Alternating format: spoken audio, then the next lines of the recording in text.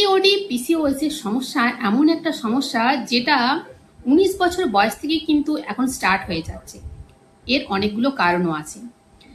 PCOD PCOS এর সমস্যা থেকে তোমরা কিন্তু খুব সহজেই রিলিফ পেতে পারো। বেশিরভাগ ডক্টররা কি করেন, আমরা যখন পিসিওডি পিসিওএস সমস্যা হয় সেখানে আমরা গেলে ডক্টররা কিন্তু আমাদের 21 ডেজের একটা পিলিং প্রসেসের মধ্যে রাখে এবং সেই 21 ডেজের পিলিং প্রসেসটা কিন্তু কন্টিনিউ করলেই বলে পিসিওডি আস্তে আস্তে ঠিক হয়ে যাবে। বাট আমি কিন্তু আমার অনেক ক্লায়েন্টের মধ্যে দেখেছি ম্যাক্সিমামই তারা কিন্তু পিসিওডি পিসিওএস এর সমস্যা নিয়ে আসে। ডক্টররা এই মেডিসিনগুলো দেয়, তারা কিন্তু সেগুলো খাওয়া যতদিন খায় ততদিন পিসিওডি পিসিওএস এর সমস্যা তো ঠিক হয় না, বাট তাদের যে ইরেগুলার পিরিয়ড সেটা কিন্তু কিছুটা ঠিক হয়। তাই তারা ভাবে যে তাদের পিসিওডি পিসিওএস এর সমস্যা বুঝি ঠিক হয়ে গেছে। কিন্তু এই পিসিওডি পিসিওএস এর সমস্যাটা যদি রুট কজ আমরা জানি এবং এটাকে যদি সমূলে ভেতর থেকে যদি ঠিক করতে চাই, তাহলে কিন্তু এই 21 ডেজের পিল কিন্তু সঠিক গাইডলাইন নয়। এর জন্য একটা সঠিক ডায়েট এবং সঠিক লাইফস্টাইলই হলো পিসিওডি ঠিক করার একটা মূল অস্ত্র বলতে পারো। এবং এটা যদি আমরা ফলো করি তাহলে কিন্তু এটা আস্তে আস্তে অটোমেটিক্যালি কিন্তু কিওর হয়ে যায়। আজকে আমি যেটা বলবো মেন হলো যে এই পিসিওডি পিসিওএস এর যে সমস্যা, সেটা হলে তোমরা কোন ধরনের খাবারগুলো খাবে আর কোন ধরনের খাবারগুলো খাবে না। এটা জানার জন্য আগে আমাদেরকে জানতে হবে যে পিসিওডি অথবা পিসিওএস এর সমস্যা হলে আমাদের বডিতে কি ধরনের পরিবর্তন হয়। এটা যদি আমরা জানতে পারি তাহলে কিন্তু আমরা বুঝতে পারবো যে কোন ধরনের ডায়েট বা কোন ধরনের খাবার আমাদেরকে ডায়েটে রাখতে হবে। প্রথমে যেটা বলবো, পিসিওডি হলে যেটা হয় সেটা হচ্ছে আমাদের ইনসুলিন লেভেলটা গন্ডগোল হয়। মানে কি, আমাদের ব্লাড গ্লুকোজ যে লেভেলটা সেটা কিন্তু বেড়ে যায়। তো এটাকে ঠিক করার জন্য আমাদেরকে কি করতে হবে, ব্লাড গ্লুকোজ লেভেলটাকে স্টেবিলাইজ করতে হবে, যাতে হঠাৎ করে সেটা স্পাইক না করে, আমাদের ইনসুলিন ঠিকঠাক করে কাজ করতে পারে। সেকেন্ড নাম্বার যে পয়েন্টটা হলো সেটা হলো আমাদের যে ফিমেল হরমোন থাকে, যেমন ধরো ইস্ট্রোজেন লেভেল, প্রোজেস্টেরন লেভেল, এগুলোতেও কিন্তু বিভিন্ন রকমের হেরফের চলে আসে, ভারসাম্য কিন্তু নষ্ট হয়। আর যে মেল হরমোন কখনো কখনো কিন্তু এই যে টেস্টোস্টেরন মেল হরমোন, এটা কিন্তু ইনক্রিজ হয়ে যায়। তাহলে এই হরমোনটাকেও কিন্তু আমাদের ব্যালেন্স করতে হবে। আরো যেটা সমস্যা হলো, অনেকের ক্ষেত্রে এটাও দেখা যায় পিসিওডি হলে ভিটামিন D3 লেভেলের যদি প্রবলেম থাকে, সেক্ষেত্রে কিন্তু এই প্রবলেমটা আরো মারাত্মক আকারের হতে পারে। সেক্ষেত্রে পিসিওডি সমস্যা হলে যদি ভিটামিন D3 লেভেলের প্রবলেম থাকে, সেটাতে কিন্তু ওজন কমানো বা বডির অন্যান্য প্রবলেমগুলো কিন্তু আরো বেড়ে যায়। আর ভিটামিন D3 লেভেলের যখন গন্ডগোল থাকে, তখন সেখানে কিন্তু ক্যালসিয়ামেরও প্রবলেম হতে শুরু করে। তো আমাদের ভিটামিন D3 এবং ক্যালসিয়াম এই লেভেলটাও কিন্তু সঠিক রাখার জন্য এটাকেও কিন্তু আমাদের ঠিক রাখতে হবে। পিসিওডি হলে আমাদের কি হয়, এই যে মেল হরমোন টেস্টোস্টেরন এটা বাড়ার ফলে আমাদের কি হয়, ফেসিয়াল হেয়ার গ্রোথটা অনেক সময় ইনক্রিজ হয়ে যায়। সবার ক্ষেত্রে বলছি না, কিন্তু কিছু কিছু ক্ষেত্রে এটা কিন্তু বাইরে থেকে স্পষ্ট বোঝা যায়।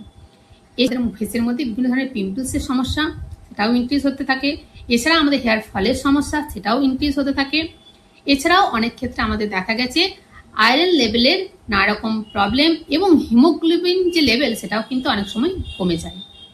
তো পিসিওডি হলে এই সমস্ত যে প্রবলেমগুলো, এটাকে আমাদের ঠিক করতে হবে। আর সেই সব জিনিসগুলো ঠিক করার জন্য কি কি ডায়েটে রাখতে হবে বা কোন কোন ধরনের খাবারগুলো আমাদের খেতে হবে, আজকে আমি সেই কথাটাই তোমাদের সাথে বলবো। তাহলে সিম্পল কিওর হবে। আর তার সাথে সাথে আমি লাস্টে এটাও বলবো যে এই পিসিওডির সমস্যা থেকে নিজেকে মুক্ত করতে গেলে তোমাদের সঠিক গাইডলাইন কি, কোনটা তোমরা ফলো করবে, যাতে করে এটা পুরো। সো হ্যালো বন্ধুরা, তোমরা দেখছো ডায়েটিশিয়ান শুক্লার হেলদি লাইফস্টাইল, যেখানে আমি শেয়ার করি আমার হেলদি লাইফস্টাইলের বিভিন্ন ডায়েটেটিক টিপস, বিভিন্ন ব্লগ, বিভিন্ন স্কিন কেয়ার এবং হেয়ার কেয়ার টিপস। তো চলো ভিডিওটা শুরু করি আর তোমার সাথে শেয়ার করি পিসিওডি হলে তোমরা ডায়েটে কি কি খাবে। প্রথমে যে খাবারটার কথা আমি বলবো সেটা হচ্ছে লো গ্লাইসেমিক ফুড। এই ধরনের ফুডগুলো যদি তোমরা তোমাদের ডায়েটে রাখো, তাহলে হঠাৎ করে যে ইনসুলিন স্পাইক হয় সেটাও কিন্তু হবে না। এই ধরনের খাবারগুলো হলো যেখানে তুমি ওটস রাখতে পারো, যেখানে তুমি ব্রাউন রাইস রাখতে পারো। ব্রাউন রাইস যেটা হোল রাইস, যেটা আমরা সাধারণত বাঙালিরা বলি মোটা চাল, অনেকে খেতে চায় না, যেটা দেখবে একটু ব্রাউন কালারে দেখতে, পুরোপুরি হোয়াইট বা সরু মতো হয় না, সরু দানা যাদেরগুলো হয় না, তো সেই ধরনের রাইসটা রাখতে পারো। এছাড়াও প্রচুর পরিমাণে ফ্রুটস, যাতে করে তোমাদের ডায়েটটার গ্লাইসেমিক ইন্ডেক্সটা কম থাকে। যখনই তোমরা রাইস, রুটি এইসব খাবার খাবে, তার সাথে কিন্তু অবশ্যই ডাল টাইপের জিনিস এটা রাখো, তাহলে কিন্তু সেটা একটা কমপ্লিট মিল হয়। আর তার সাথে সাথে প্রচুর পরিমাণে স্যালাড রাখতে হবে। তার সাথে সাথে যখন ডাল বা যখন ভাত বা রুটি খাবে তার সাথে প্রচুর পরিমাণে ভেজিটেবলস রাখতে হবে, যাতে করে সেই হোল কমপ্লিট মিলের গ্লাইসেমিক ইন্ডেক্স অনেক কম হয়।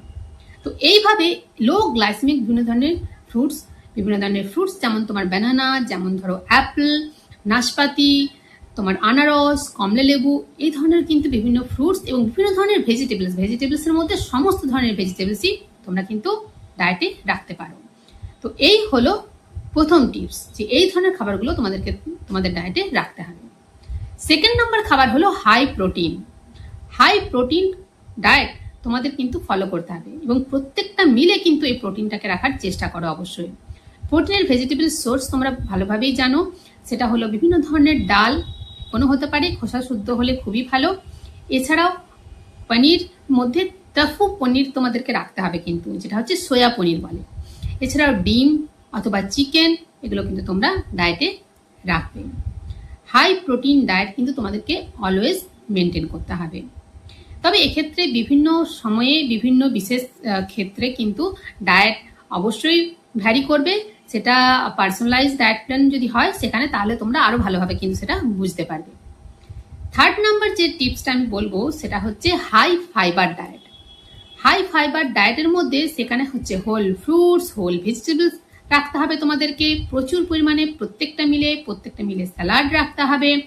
আর জুস না খেয়ে সেখানে পুরো ফাইবারটা নিয়ে স্মুদি বানিয়ে তোমরা খেতে পারো, যাতে করে পুরো ফাইবারটা তোমাদের ডায়েটের মধ্যে থেকে যায়। ও সেটা হচ্ছে অ্যান্টি ইনফ্লেমেটরি ফুড।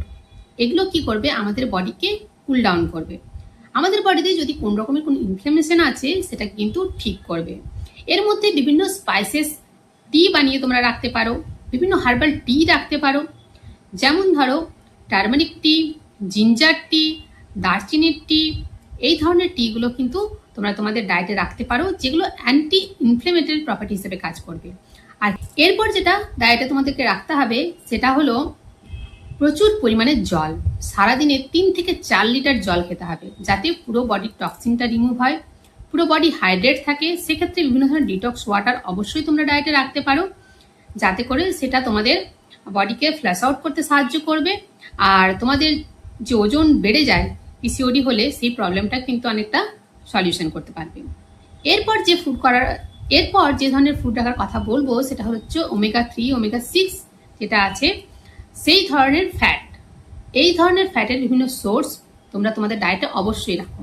সেখানে বিভিন্ন ধরনের নাটস এবং বিভিন্ন ধরনের সিডস তোমরা ডায়েটে রাখতে পারো।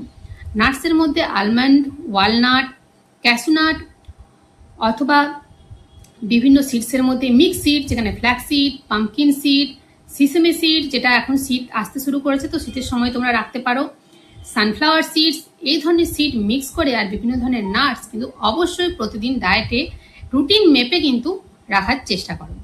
এতে কি হবে, তোমাদের ব্লাডে যদি কারোর কোলেস্টেরলের সমস্যা আছে সেটাও ঠিক হবে, এবং পিসিওডির সমস্যা ঠিক করতে কিন্তু এটা অনেকটাই হেল্প করে, কারণ ফ্ল্যাক্সিডের মধ্যে আছে ফাইটোইস্ট্রোজেন। তো এটা কি করে, আমাদের যে বডিতে ইস্ট্রোজেন লেভেল সেটাকে কিন্তু ব্যালেন্স করতে হেল্প করে। লাস্টে যে কথাটা আমি বলবো সেটা হলো, পিসিওডি হলে তোমরা কখনোই এরকমটা করবে না, ডাক্তারের কাছে অবশ্যই গিয়ে একবার ইউএসজি করাতে পারো, কিন্তু ডক্টর প্রেসক্রাইব করলে যে 21 ডেজের যে পিলিং মেডিসিনটা দেয় সেটা কিন্তু আমি বলবো অ্যাভয়েড করার চেষ্টা করবে, কারণ সেটা হলো সাময়িক রিলিফ, সেটা কিন্তু পার্মানেন্ট সলিউশন কখনোই নয়। পিসিওডি ঠিক করতে গেলে তোমাদেরকে কিন্তু তোমাদের ডায়েট আর লাইফস্টাইলটাই কিন্তু ঠিক করতে হবে। লাইফস্টাইল কারেকশন যদি না করো, পিসিওডি সমস্যা কিন্তু কখনোই ভেতর থেকে কোনোদিনই ঠিক হবে না। তাই সেক্ষেত্রে তোমাদের হরমোন লেভেলটা কিন্তু অবশ্যই ঠিক করতে হবে। তোমাদের এই হরমোন লেভেলটা ঠিক হবে তোমরা যদি ডায়েট আর লাইফস্টাইলটা কারেকশন করো। তাহলে আমি অবশ্যই একটা কথা বারবার বলবো, ডক্টরের প্রেসক্রাইব অনুযায়ী 21 ডেজের কোনো পিলিং মেডিসিন একদমই না নেওয়ার চেষ্টা করো নিজের লাইফস্টাইল চেঞ্জ করে এই পিসিওডিটাকে ঠিক করার। তাতে তোমাদের পুরোপুরি পিসিওডি ঠিক হবে, এবং সেখানে কোনো সাইড এফেক্টও তোমাদের কিন্তু হবে না, কারণ এইসব মেডিসিন থেকে প্রচুর পরিমাণে সাইড এফেক্ট কিন্তু পরে হয়। আরেকটা কথা বলবো, পিসিওডি হলে তোমরা অবশ্যই ভিটামিন D3 লেভেলটা চেক করবে। যদি সেখানে কোনো সমস্যা থাকে তো ভিটামিন ডি এবং ভিটামিন ডি এর যদি কোনো ডেফিসিয়েন্সি থাকে অবশ্যই কিন্তু সেটা ঠিক করার চেষ্টা করো, কারণ ভিটামিন ডি লেভেল যদি ঠিক না হয় তাহলে কিন্তু পিসিওডিটাকে ঠিক করা খুব মুশকিল হয় এবং সেক্ষেত্রে ওজন কমানোটাও কিন্তু খুব মুশকিল হয়ে যায়। সেটা কিন্তু আমি নিজে দেখেছি অনেকের ক্ষেত্রে। আমি বন্ধুরা আশা করবো আজকের এই ভিডিওটি তোমরা বুঝতে পেরেছো এবং আজকের এই ভিডিও দেওয়া ইনফরমেশন তোমাদের জন্য যথেষ্ট উপকারী হবে এবং তোমাদের জন্য হেল্পফুল হবে। তো ভিডিওটি যদি পছন্দ হয়ে থাকে ভিডিওটিতে লাইক শেয়ার কমেন্ট অবশ্যই করো, আর এইরকমই আপডেট পেতে অবশ্যই চ্যানেলটি সাবস্ক্রাইব করে নোটিফিকেশন বেলটাও কিন্তু অন করে দাও। আজকের মতো এই পর্যন্তই, দেখা হচ্ছে নেক্সট ভিডিওতে। আজকের মতো টাটা।